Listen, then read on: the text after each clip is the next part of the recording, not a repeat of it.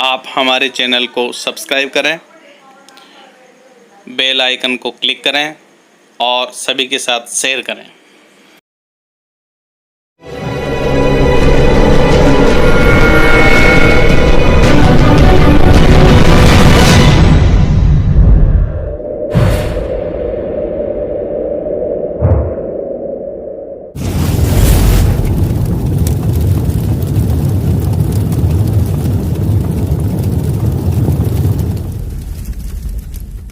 नमस्ते बच्चों,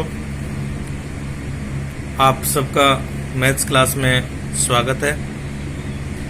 आज अपन बोर्ड पैटर्न पर चैप्टर 4 जो है अपना, उसमें रेखिक समीकरण आलेखीय विधि से हल करेंगे, यानी ग्राफ सीखेंगे, जो परीक्षा में बोर्ड पेपर में क्वेश्चन नंबर 26 पर आता है और 6 नंबर का आता है।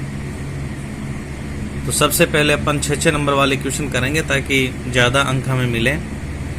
और ये क्वेश्चन इसमें लगभग का ये सही होता है अगर थोड़ी बहुत मेहनत करें, क्योंकि ये अपने आप में पूरे पेपर में अलग क्वेश्चन होता है। तो इसके लिए परीक्षा के अंदर एक ग्राफ पेपर आएगा जो मैं आपको यहाँ बता रहा हूँ अलग से। इस ग्राफ पेपर में पीछे आपको कुछ नहीं लिखना, पीछे सफेद आएगा वो, बाकी प्रिंटेड होगा ऊपर, उसमें रोल नंबर लिखने का, क्वेश्चन नंबर लिखने का, ये सब कुछ उसमें लिखा हुआ होगा जिसको आपको भरना है, पूर्ति करनी है उसकी। जैसे आप ग्राफ का काम करें तो जो ग्राफ पेपर आपको मिले उसको दोनों अक्षों की दिशाओं में, यानी एक्स अक्ष और वाई अक्ष, बीचों बीच इसके 4 भाग कर लेंगे।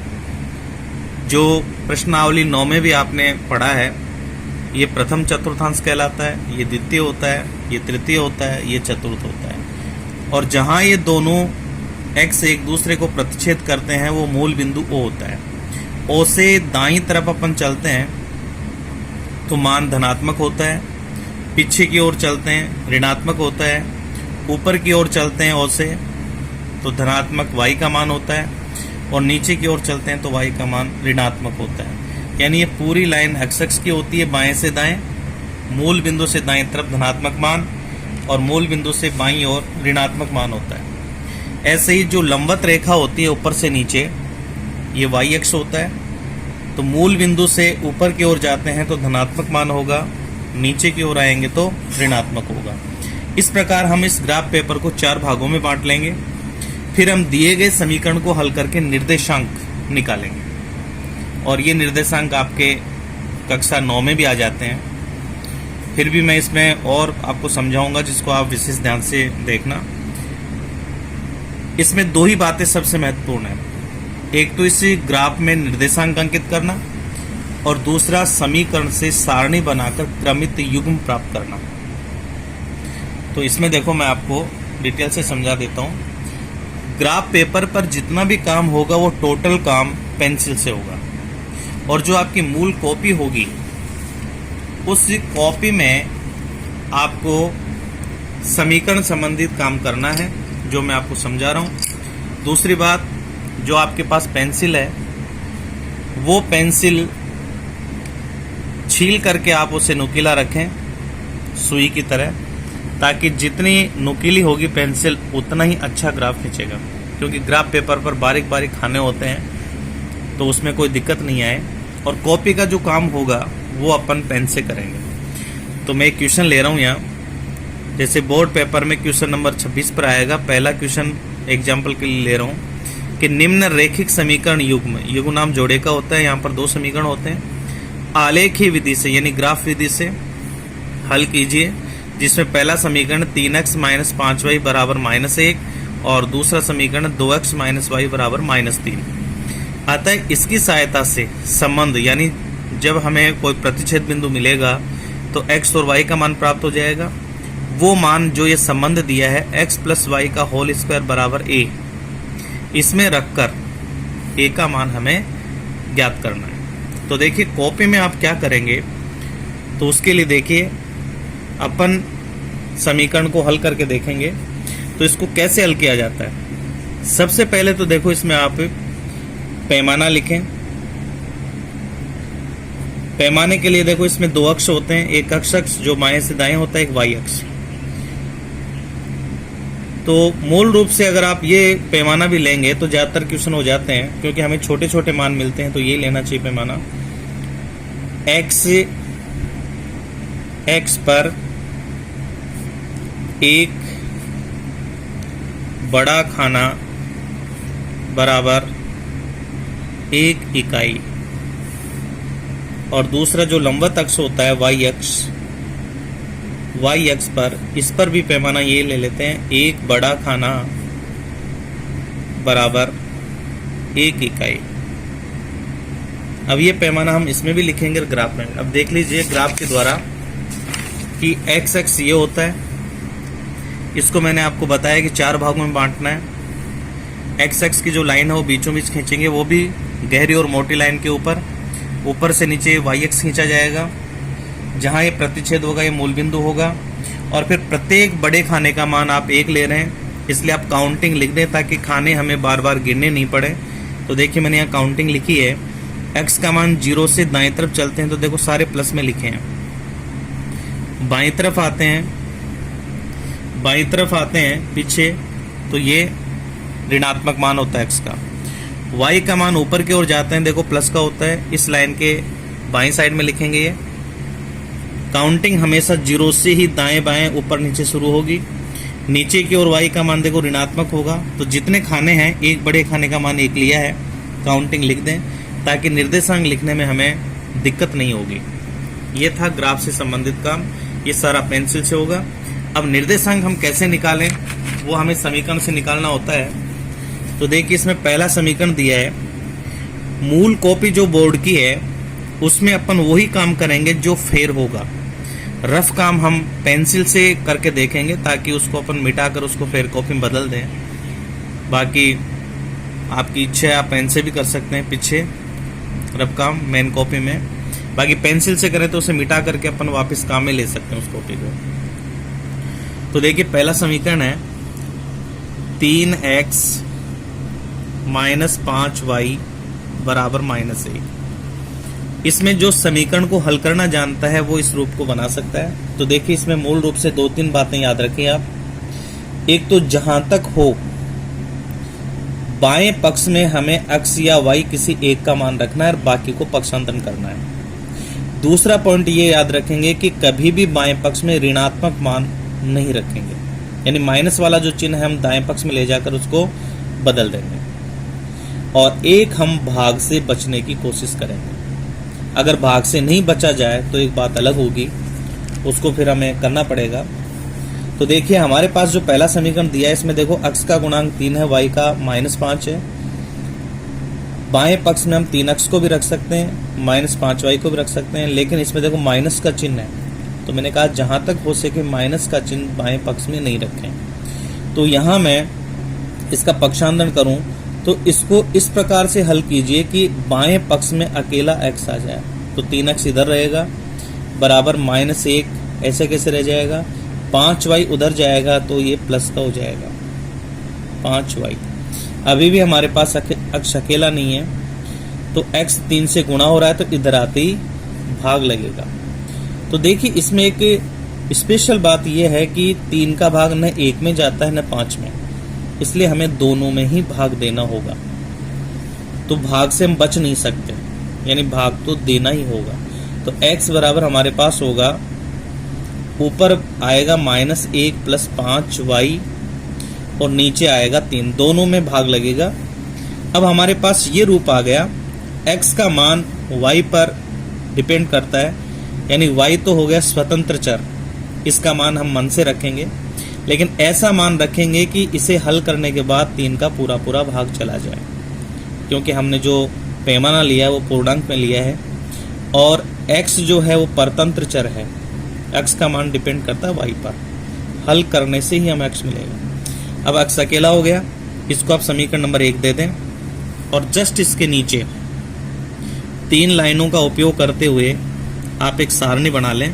मैं तो इसे ऐसे ही खींच रहा हूं, आप स्केल की सहायता से खींचें इसे, और कम से कम ज़्यादा मान इसमें निकालने की आवश्यकता नहीं है। यदि अपन 3 मान भी कम से कम निकाल लें तो हम ग्राफ खींच सकते हैं।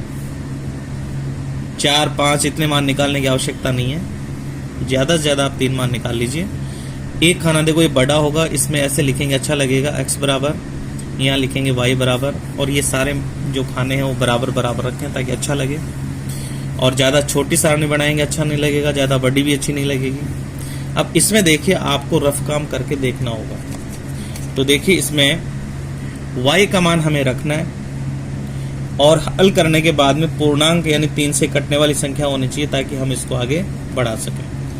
तो देखिए मैं इसका रफ काम करके आपको बता देता हूँ अलग से, आपको भी ये काम रफ ही करना है। कई जगह तो पढ़ाते समय फिर कॉपी में दिखा देते हैं x बराबर इतना, y बराबर इतना रख करके, लेकिन यहाँ देखो मैं अलग से आपको बता देता हूँ ताकि कॉपी में ज़्यादा गलतियाँ नहीं हो। x बराबर हमारे पास आया -1 + 5y/3। देखिए y का मान यहाँ मैं रख रहा हूँ 0, तो यह आएगा -1 + 5 × 0/3, तो -1 + 0/3, तो ये -1/3, इसमें भाग नहीं जाएगा 3 का, इसका मतलब हमें ये मान काम में नहीं लेना। अब हम रखेंगे y बराबर 1, तो x बराबर होगा -1 + 5 × 1/3, तो ये आएगा -1 + 5/3, प्लस के 4/3, ये भी पूर्णांक नहीं है तो ये मान भी इसमें काम नहीं आएगा। इस प्रकार से हमें रख करके देखना है। y बराबर रखेंगे 2, तो देखिए x बराबर आएगा -1 + 5 × 2/3, तो ये आया -1 + 5 दूनी 10/3, तो 10 में से 1 जाएगा तो 9/3। अब 3 से ये 9 कटेगा, ये पूर्णांक मान है। तो देखिए हमने y का मान रखा 2 और x का मान मिला 3, ये पूर्णांक मान हम सारणी में लिखेंगे। तो इतना जो ये काम है ये हमें फिर कॉपी में दिखाने की आवश्यकता नहीं है। तो देखिए y बराबर 2 और x बराबर आया 3, तो इधर देखना सारणी में रखेंगे y बराबर 2 और x बराबर 3, एक मान आ चुका हमारा। फिर आगे बढ़ेंगे, फिर हम y बराबर रखेंगे 3, तो x बराबर आएगा -1 + 5 × 3/3, तो ये होगा -1 + 15/3, 15 में से 1 गया तो ये 14/3, कटेगा नहीं, तो ये मान काम में नहीं लेंगे। फिर देखो मैं y बराबर रख रहा हूँ 4, तो x बराबर हमें मिलेगा -1 + 5 × y की जगह 4/3, तो -1 + 5 × 20/3, 20 में से 1 जाएगा 19 में, फिर 3 का भाग नहीं जाएगा तो ये भी काम में नहीं लेंगे। y बराबर लेंगे 5, तो देखिए x बराबर होगा -1 + 5 × 5/3, तो -1 + 5 25/3, तो 25 में से 1 गया तो देखो ये 24, ये कटेगा, 3 8 24, x बराबर 8। अब हमें ये भी ध्यान रखना है कि x का मान हमारे पास जो सारणी में था, हमने इसमें देखा सारणी में वही मान ले जो ग्राफ में हो। तो देखिए ग्राफ के अंदर x का धनात्मक मान 10 तक है, इधर भी ऋणात्मक 10 तक है, y का मान 11 या 12 है, तो हमें ये पता है कि x का मान 10 से ज़्यादा नहीं आना चाहिए, तो ये 8 आ गया, तो ये हमें ग्राफ में प्राप्त हो जाएगा बिंदु। तो दूसरा बिंदु हमें मिला y बराबर 5 रखने से x बराबर 8, ये सारणी में रखेंगे y बराबर 5 x बराबर 8। अब हम देख रहे हैं कि जैसे जैसे y का मान बढ़ रहा है वैसे वैसे x का भी बहुत ज़्यादा बढ़ रहा है। अब हम चिन्ह चेंज करके रखेंगे, तो देखिए मैं यहाँ पर वापस चिन्ह चेंज करके आपको बता देता हूँ। अब की बार मैं रख रहा हूँ y बराबर -1, तो x बराबर होगा -1 + 5 × -1/3, तो -1, 5 -1 से गुणा होगा तो -5/3, तो ये आ गया -6/3। ये काटेंगे तो ये आएगा -2 पूर्णांक आ रहा है। तो y का मान -1 और x का मान -2। तो y का मान -1 और x का मान -2। देखो 3 मान मिल गए, क्योंकि ज़्यादा मान निकालेंगे समय ज़्यादा लगेगा, 3 मान भी काफ़ी हैं। अब इनको रखेंगे इसके नीचे क्रमित युग, पहले x का मान फिर y का मान। तो जोड़ा बनाएंगे 3 2, दूसरा होगा 8 5, तीसरा होगा -2 -1। इस प्रकार देखो बड़ा सुंदर और अच्छा काम लगेगा। ये सारणी बना लेंगे और समीकरण का वो ही रूप रखेंगे, या तो x अकेला मिल जाए या y अकेला, और मान रख करके इसको हल कर लेंगे। अब दूसरा समीकरण, जहां तक हो सकता है बोर्ड परीक्षा में एक समीकरण थोड़ा जटिल आता है, जैसे ये जटिल है, लेकिन दूसरा बहुत सरल आएगा। देखिए ये दिया है दूसरा समीकरण 2x - y बराबर -3। इसमें देखिए हम चाहें तो भाग से बच सकते हैं, क्योंकि मैं इस y को इधर ले जाऊंगा तो प्लस का हो जाएगा, 3 को इधर लाऊंगा तो ये प्लस के 3 हो जाएंगे। तो दायां बायां पक्ष हम चेंज कर लेंगे। और अगर अपन ऐसा नहीं करें तो 2x को भी इधर रख सकते हैं, क्योंकि माइनस तो बाएं पक्ष में रखना ही नहीं है। तो 2x बराबर -3 और y उधर जाते ये प्लस का हो जाएगा। अभी भी x अकेला नहीं आया, तो यह x बराबर हम लिखेंगे -3 + y, क्योंकि दोनों में ही 2 का अलग अलग भाग नहीं जा रहा है, इसलिए दोनों में एक साथ 2 का भाग देंगे। यह आ गया समीकरण नंबर 2, क्योंकि x अकेला आ गया। अब जस्ट इसके नीचे अपन वैसे ही वो सारणी बनाएंगे। तो सारणी के अंदर ये 3 लाइनें काम में ले लेते हैं। आप स्केल से ये लाइन खींचना और वही ज्यादा से ज्यादा 3 मान अपने को निकालने हैं। तो ये हो जाएगा x बराबर, ये हो जाएगा y बराबर। तो देखिए यहाँ अपन मान रखेंगे। तो अब की बार भी वैसे ही रफ काम करके अपन देख लेंगे। तो देखिए अपने पास समीकरण प्राप्त हुआ x बराबर -3 + y बटे 2। y का ऐसा मान रखना है कि सरल करने के बाद में वो 2 से कट जाए। तो जैसे y बराबर मैं रख रहा हूं 1, तो x बराबर होगा -3 + 1 बटा 2। तो देखिए 3 माइनस के 1 घटाएंगे तो माइनस के 2 बचेंगे, बटा 2 काटेंगे तो यह आएगा -1 पूर्णांक है। तो y बराबर 1, x बराबर -1। तो y बराबर 1 रखा, x बराबर -1 आया। अब मैं रख रहा हूं y बराबर 2, तो यह आएगा x बराबर -3 + 2 बटे 2। तो -3 में से 2 जाएंगे तो माइनस का 1 बटा 2, कटेगा नहीं। अब यहां देखिए अगर नीचे 2 आता है तो इसकी एक ट्रिक है, जैसे 1 रखा पूर्णांक आ गया, 2 रखेंगे नहीं आएगा, तो 3 रखते पूर्णांक आया, तो y बराबर रखेंगे 3। तो यह आएगा x बराबर -3 + 3 बटे 2। 3 में से 3 जाएंगे 0 बटा 2, किसी भी संख्या का 0 में भाग देते हैं तो 0 आएगा। तो y बराबर 3, x बराबर 0 सारणी में रखेंगे। y बराबर 3, x बराबर 0।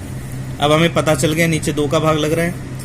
1 रखने से आया, 2 से नहीं आया, 3 रखने से पूर्णांक आया, 4 से नहीं आएगा, 5 से आएगा। तो अपन यहाँ पर 4 नहीं रख करके y का मान 5 रखेंगे।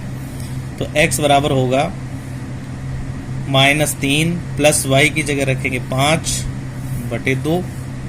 तो 5 प्लस के हैं, 3 माइनस के, घटाएंगे तो प्लस के 2 बचेंगे, 2 बटे 2 काटेंगे तो इसका मान आएगा 1। तो y का मान 5 और x का मान 1 आ गया। तो y का मान देखो मैं यहाँ 5 रख देता हूँ और x का मान 1। अब हम इसको क्रमित युग में लिख देते हैं।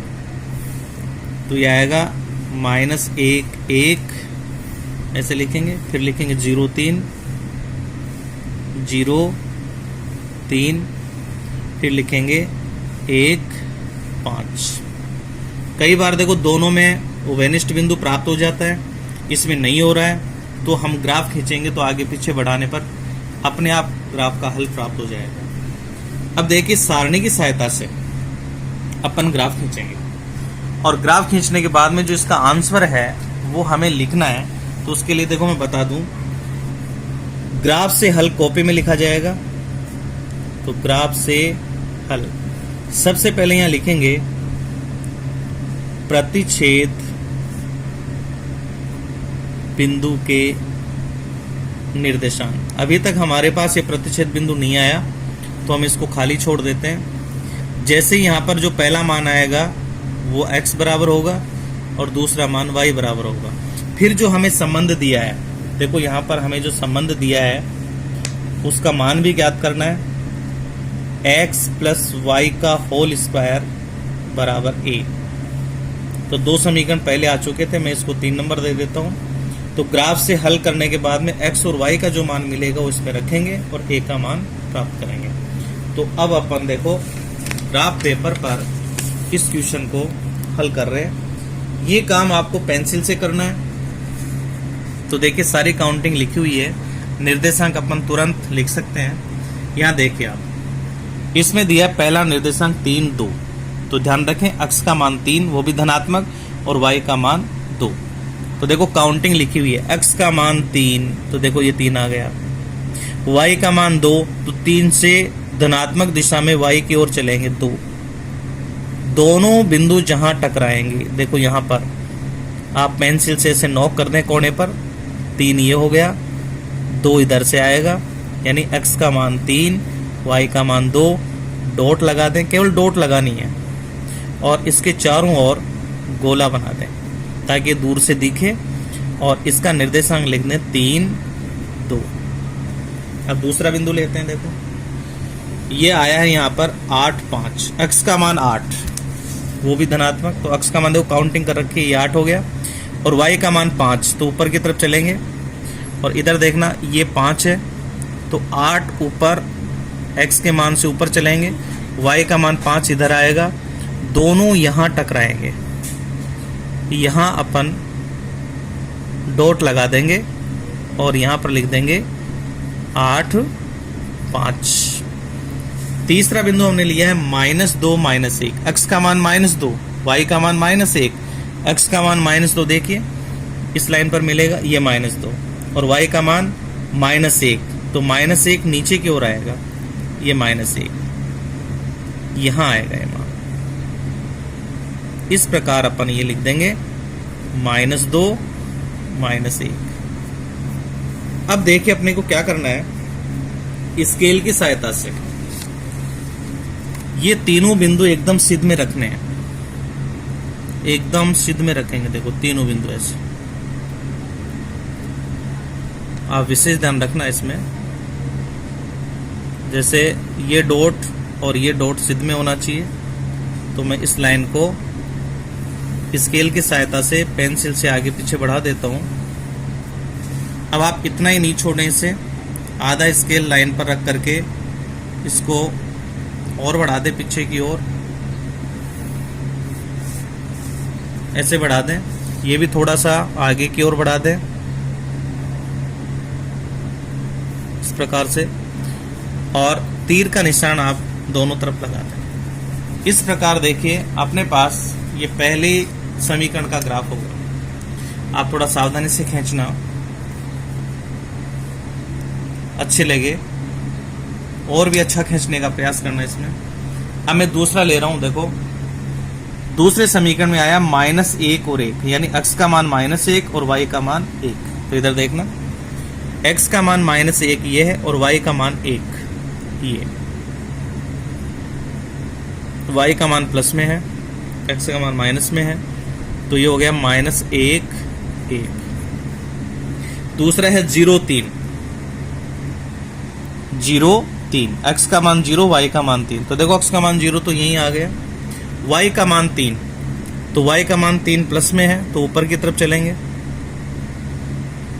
ये 3 यहां आएगा, तो ये हो गया 0, 3।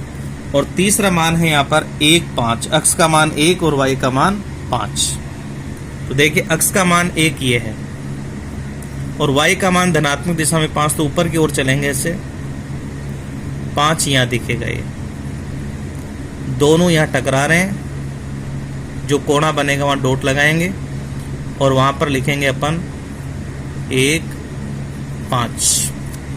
अब हमारे पास देखो ये 3 बिंदु, ये तीनों बिंदु सिद्ध में हैं। इनको आगे पीछे बढ़ाएंगे तो वो कहीं न कहीं इस रेखा को काटेगा, वो इसका प्रतिच्छेद बिंदु होगा। तो देखिए मैं इसको आगे बढ़ा रहा हूं। ये 3 बिंदु अपने को सिद्ध में रखने हैं। तो ये 3 बिंदु देखो सिद्ध में आप कैसे रखेंगे, ये तीनों बिंदु देखो ऐसे सिद्ध में आएंगे इस प्रकार। तो हमें पता चल रहा है कि पहली जो रेखा खंड है, जो पहली रेखा हमने खींची थी पहले समीकरण की, उसको वो -2, 1 पर काट रहा है। तो इस प्रकार से देखो मैं इसको बढ़ा देता हूं। ये देखिए, ये मैं तीर का निशान लगा देता हूं। तो हमारे पास देखो प्रतिच्छेद बिंदु ये आ गया। और ये प्रतिच्छेद बिंदु प्रदर्शित करने के लिए अपन डॉट डॉट से ऐसे बता देते हैं ताकि पता रहे कि देखिए एक्स एक्स को तो ये काट रहा है -2 पर और वाई एक्स को काट रहा है -1 पर। तो हमारे पास ये प्रतिच्छेद बिंदु आ गया -2, -1।